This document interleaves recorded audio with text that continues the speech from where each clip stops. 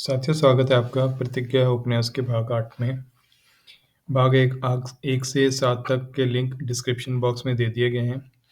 हमने पिछले भाग 7 में देखा कि अर्जुन ने अपने साथियों के साथ मिलकर बंदियों को छुड़वा लिया है, जिन्हें खुरासान के बाजारों में बेचने आक्रांता लोग लेके जा रहे थे बेचने के लिए। वहाँ पर हमारे देश की इज्जत को नीलाम कर दिया जाएगा। यहाँ की बच्चियों को उठाकर लेके जा रहे थे आक्रांता, लेकिन अर्जुन और उसके साथियों ने मिलकर उन बंदियों को छुड़वा लिया था। रात के 12 बजे उन्होंने हमला किया तथा बंदियों को छुड़वाकर उनके अपने अपने घर पहुंचा दिया। तो शुरू करते हैं भाग 8। अगली सुबह अर्जुन ने किशन से पूछा कि वह जत्थे से कैसे जुड़ा। 2-3 साल पहले तो तुम गायब ही हो गए थे। किशन ने कोई उत्तर न दिया। अर्जुन ने जब अपनी माँ की ओर देखा तथा जत्थे में शामिल होने की इच्छा जताई। यह तो होना ही था, लक्ष्मी ने कहा। भगवान की यही इच्छा लगती है। कितनी देर तक हम उसकी इच्छा के विपरीत चल सकते हैं। भगवान की इच्छा होना ही था? मैं कुछ समझा नहीं माँ, अर्जुन ने हैरान होकर पूछा। बताती हूँ, सब बताती हूँ, पर पहले आप लोगों को कुछ खाने को दे दूँ, लक्ष्मी ने उत्तर दिया। नाश्ते के बाद वे सब लोग आंगन में इकट्ठे बैठे। अर्जुन ने उत्सुकता से अपनी माँ की ओर देखा। लक्ष्मी ने शुरू किया। विवाह के 5 साल बाद भी हमारी गोद खाली थी। हम लोग विनती लेकर कहाँ कहाँ नहीं गए, किस किस को मनाने की कोशिश नहीं की, कई चौखटों पर माथा रगड़ा पर कोई फायदा न हुआ। थक हार कर हमने उस ईश्वर को पुकारा। काको हंस करने वाले अमृत सरोवर पर पहुंचे। विनती की कि पहले पुत्र को मानवता की सेवा में अर्पण करेंगे। तुम्हारा जन्म हुआ। खुशियां मनाते हुए हम अपना वचन भूल गए। लक्ष्मी कुछ देर रुकी, फिर बोली, भगवान ने हमें 2 औलादें और दी। तुम बड़े हुए, फिर एक दिन तुम्हारे पिता के मित्र वरयाम सिंह जी हमारे घर आए। तुम्हारे पिता की तरह वे भी अपने गांव में दुकानदार थे। उन्होंने तुम्हारे पिता को उनका वचन याद करवाया।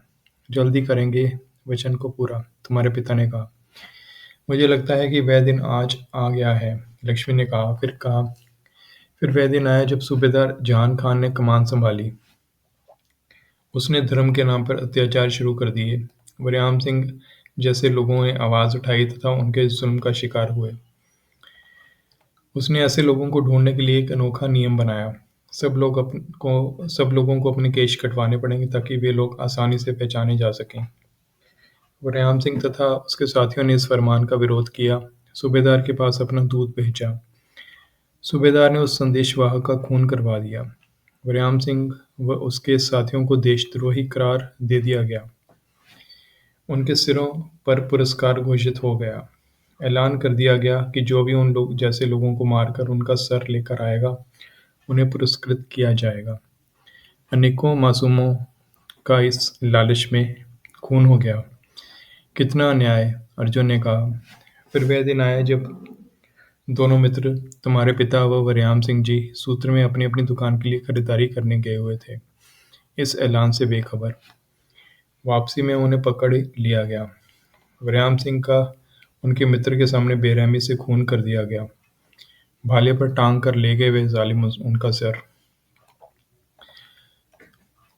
लेखाकार से इनाम लेने अर्जुन की आंखें नम हो गई, पर किशन अडोल रहा।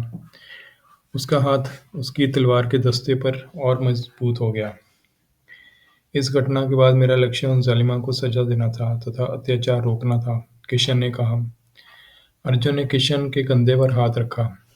किशन अपनी माँ बाप की इकलौती संतान था। उसकी माँ का देहांत उसके छोटे होते ही हो गया था। पिता की हत्या के बाद वह श्याम सिंह के जत्थे में शामिल हो गया। जल्द ही उसकी व्यक्तिगत लड़ाई अनेकों जुल्म के शिकार मजलूमों के न्याय का युद्ध बन गया। अपने जत्थेदार की अगुवाई में वह एक और सामाजिक बुराइयों तथा दूसरी ओर सूबेदार के सिपाहियों से लड़ते। अब उसने अपने जत्थेदार को भी गंवा दिया था, पर भगवान की मर्जी को स्वीकार किया उसने। श्याम सिंह ने जो मार्ग दिखाया था, उस पर चलते रहने का उसका निश्चय अडिग था। अर्जुन ने लक्ष्मी से कहा, माँ, मुझे आशीर्वाद दो कि मैं इस जत्थे का हिस्सा बन सकूं। मेरा आशीर्वाद हरदम तुम्हारे साथ है। लगता है भगवान को यही मंजूर है। जब तुम्हारे पिता ने अपने मित्र का निर्दयता से खून होते देखा तो वह घबरा गए। पाल्य की हत्या से घबराहट और बढ़ गई। लक्ष्मी ने कहा, पर अब मैं फैसला तुम्हारे ऊपर छोड़ती हूँ। मैंने निश्चय कर लिया है माँ, अर्जुन बोला। अगले दिन लक्ष्मी बेला की ओर निकल पड़ी, चांदनी को लाने। आने वाले कुछ दिन चांदनी को लक्ष्मी के साथ ही बिताने थे। तो साथियों, ये तो था भाग 8 उपन्यास प्रतिज्ञा का। उम्मीद है आपको अब तक की कहानी अच्छी लग रही होगी। अगर आपको कहानी अच्छी लग रही है तो लाइक का बटन प्रेस कीजिए, सब्सक्राइब कीजिए चैनल को और इस कहानी को अपने साथियों के साथ शेयर कीजिए।